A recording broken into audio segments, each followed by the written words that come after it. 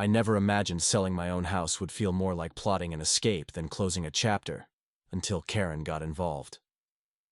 Let me set the scene. After 5 years in this charming, frustrating little suburban maze, I finally had my shot to leave. A great job offer popped up across the state. The schools were better for my kid, and most importantly, no more overly cheerful HOA newsletters with smiley face fines. I listed my home, hired a real estate agent, and expected to be packed and gone in a month. Then, Karen happened. Karen isn't just a neighbor. She's the self-proclaimed gatekeeper of our cul-de-sac, the kind of person who treats her seat on the HOA board like a lifetime Senate appointment. The minute the for sale sign went up on my lawn, her polite grin vanished faster than housing prices in a recession. 48 hours later, a notice appeared taped to my door. My mailbox paint wasn't community approved. It was beige. It had always been beige. Still, I repainted it. Then came the lawn violation and an unauthorized exterior light fixture citation. Each new complaint had to be resolved before the board would approve my sale. And oh, what a coincidence. The board only meets once a month. My first showing? A disaster. Karen set up a massive yard sale directly across from my house. She rolled out folding tables loaded with dusty cat figurines, mismatched plates, and what looked like haunted dolls. She cranked up 80s country music loud enough to rattle windows. The couple touring my place didn't even finish the walkthrough. My agent figured it was just bad luck, until it happened again. And again. Always something. Endless leaf blower sessions, mysterious sprinkler accidents, or Karen casually telling interested buyers about that one neighbor who barbecues too late. Yeah, that neighbor is me. It wasn't random. It was strategy. Karen was doing everything she could to make sure my home wouldn't sell. But here's what she didn't know. I record everything. At this point, Karen was acting like me moving out was some kind of betrayal, like I'd graffitied, "I hate this neighborhood" on my roof.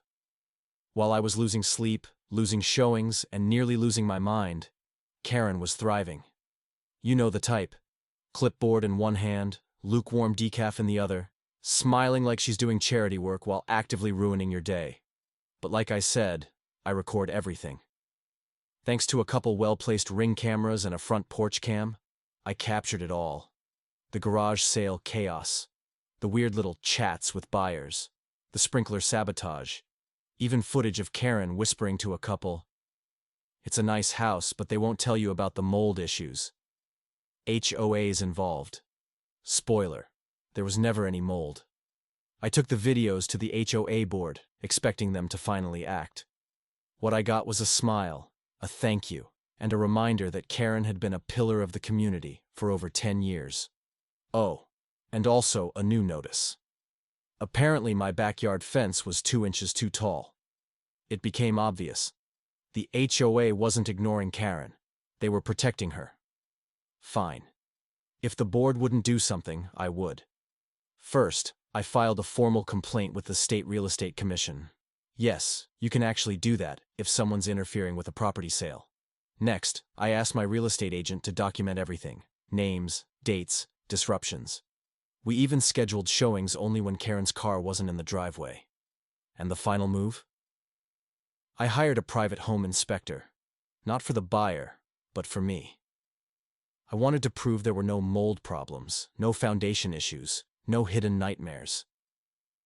When I got the all-clear report, I printed multiple copies and left one on the kitchen counter during every showing, with a bright yellow smiley face sticker on top. Because sometimes, pettiness and precision go hand in hand. And suddenly, Karen changed. Instead of warning people off, she started waving at buyers, smiling at me, like we shared some kind of inside joke. That's when I knew. I'd hit a nerve. Karen wasn't just a control freak. She was afraid of losing control. And just when she thought I was done, the best twist came. An official letter from the HOA. Unauthorized surveillance equipment visible from the street. Translation. My doorbell camera made Karen uncomfortable.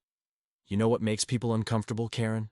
Being recorded while sabotaging someone's home sale. I laughed out loud.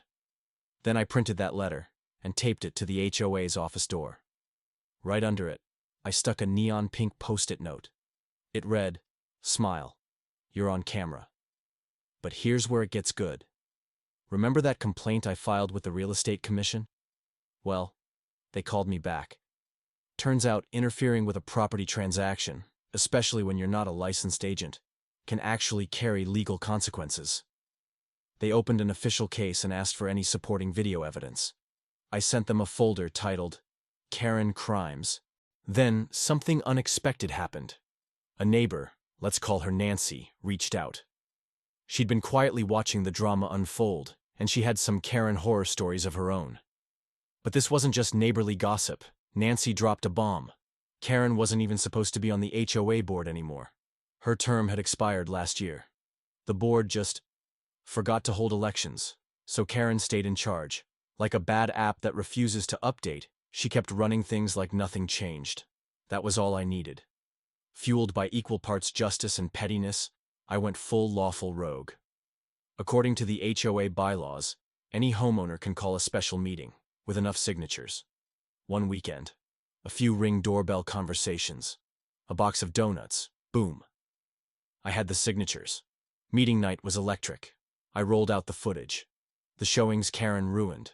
The whispered lies about mold. The expired board term. People gasped. One neighbor literally said, "She did that?" And when someone asked, "Why would she go to all this trouble just to stop you from moving?" I finally said it. Because Karen doesn't run this neighborhood. She just thinks she does. A motion was made. A vote was taken. And just like that, Karen was removed from the HOA board. Victory, right? Not so fast, because if there's one thing Karen doesn't do, it's go down quietly. I thought it was over. I started packing boxes, breathing easier. Rookie mistake. 2 days later, a brand new anonymous complaint popped up in my inbox. Unlicensed rental activity suspected at this address. Apparently now I was running an illegal Airbnb. Let me be clear. I wasn't renting out anything. Not a room. Not a closet. Not even a lawn chair. But someone, cough Karen cough, had filed a zoning report with the city. It didn't hold up, but it delayed my home closing by a week while we waited for an inspector to confirm I wasn't hosting a ghost-themed bed and breakfast. That's when it hit me. Karen wasn't trying to win anymore. She was just trying to waste my time. But here's where she made her final, and most beautiful, mistake.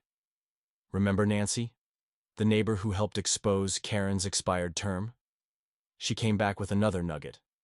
Karen had built an illegal addition on the back of her house. An enclosed patio. No permits. It extended 5 feet into protected HOA greenbelt land. I made one phone call to code enforcement. Just one. 2 weeks later, a bright orange notice was duct taped to Karen's front door. Turns out, you can't build a private wine lounge on public land. Who knew? And the best part? Karen had to tear it down before she could legally list her house. Which, yes, she was suddenly trying to do in a desperate attempt to sell before I did. Meanwhile, I accepted a full-price offer from a sweet couple who read every page of the clean inspection reports in the Karen files. They knew what they were walking into, and they didn't care. The day I left, I took one last look at Karen's place. She was in the backyard, hammer in hand, dismantling her illegal patio like it was a funeral. No eye contact, no goodbye. Honestly, that was the quietest she'd been in years.